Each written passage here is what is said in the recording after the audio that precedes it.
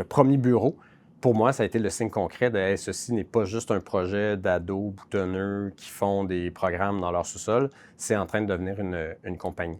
C'était tout petit, c'était un peu bancal, mais j'ai la chance d'avoir été un des premiers là-dedans. Marc cherchait de la relève, il s'est mis à donner des cours de programmation, je tripais là-dessus, on s'est connus là, puis de fil en aiguille, rapidement, on s'est mis à faire des projets ensemble. On a travaillé avec les gens du magazine Les Débrouillards, avec les gens du magazine Protégez-vous, qui étaient des institutions, qui sont toujours des institutions au Québec. Et c'est là qu'on sentait que malgré notre approche un peu de jeunes qui développent les choses avec plus ou moins de méthodologie, on était capable d'aller convaincre des gros acteurs, des médias, des éditeurs importants, de nous confier leurs projets numériques. Puis je pense que c'est là un des points de bascule, disons, pour moi.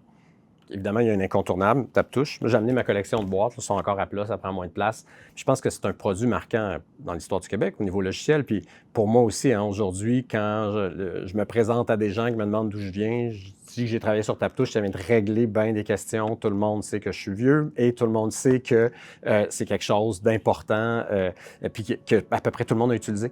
Je m'appelle Christian Roy. J'ai été chez Demarque depuis les tout débuts. J'ai occupé à peu près tous les postes, sauf la réception, jusqu'en 2016. Et depuis ce temps-là, je suis consultant dans le secteur de la culture et du numérique.